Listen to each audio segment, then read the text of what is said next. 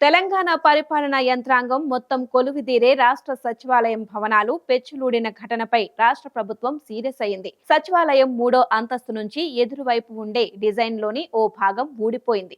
ఆ సమయంలో సీఎం రేవంత్ రెడ్డి సహా ఇతర మంత్రులు సచివాలయంలోనే ఉన్నారు. ఈ ఘటనలో సెక్రటేరియట్ పార్కింగ్ స్థలంలో ఉంచిన రామగుండం మార్కెట్ కమిటీ చైర్మన్ కారుపై పెచ్చులు పడటంతో కారు పై భాగం దెబ్బతింది. ఆ సమయంలో అక్కడ ఎవరూ లేకపోవడంతో ప్రమాదం తప్పిందని అంతా ఊపిరి పీల్చుకున్నారు. అయితే నిర్మాణం పూర్తయ్యి 2 ఏళ్లు కూడా పూర్తి కాకుండానే ఇలాంటి ఘటనలు జరగటంపై తీవ్ర ఆగ్రహం వ్యక్తమవుతోంది. దాంతో రాష్ట్ర ఉన్నతాధికారుల సైతం ఈ ఘటనపై దర్యాప్తు ప్రారంభించారు.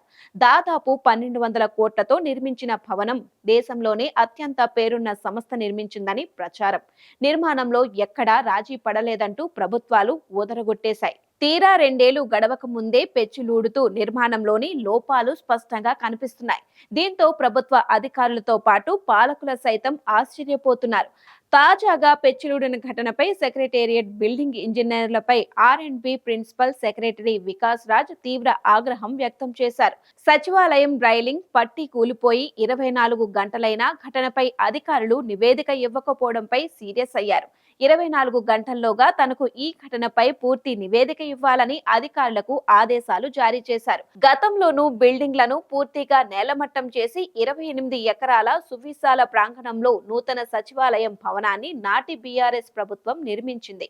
265 అడుగుల ఎత్తుతో నిర్మించిన ఈ బిల్డింగ్ ను దేశంలోని అత్యంత ఎత్తైన సచివాలయం భవనాల్లో ఒకటిగా గుర్తించారు. 2019 జూన్ 27న అప్పటి సీఎం కేసీఆర్ భూమి పూజ చేసి నిర్మాణాన్ని ప్రారంభించగా 2023 ఏప్రిల్ 30న ప్రారంభోత్సవం చేశారు. ఈ బిల్డింగ్ నిర్మాణ బాధ్యతల్ని షాపూర్జీ పల్లోంజీ గ్రూప్ సంస్థకు రాష్ట్ర ప్రభుత్వం అప్పగించింది.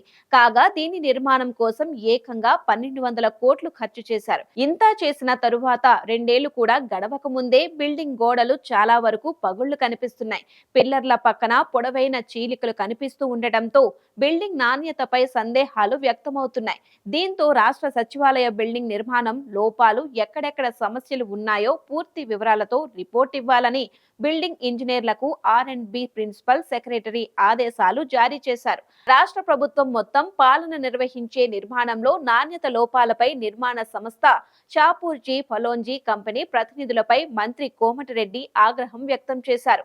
భవనం రియలింగ్ కూలిన విషయంలో సంస్థ తరపున వివరణ ఇచ్చేందుకు సంస్థ ప్రతినిధులు మంత్రిని కలవగా కోమటిరెడ్డి అసంతృప్తి వ్యక్తం చేశారు. ప్రభుత్వ కేంద్ర స్థానమైన భవనాన్నే ఇలా కడితే మిగతా వాటి పరిస్థితి ఏంటి అని ప్రశ్నించారు. ఏది ఏమైనా నాణ్యత లోపాలు ఉంటే సదరు సంస్థ చర్యలు ఎదుర్కోవాల్సి ఉంటుందని తెలిపారు.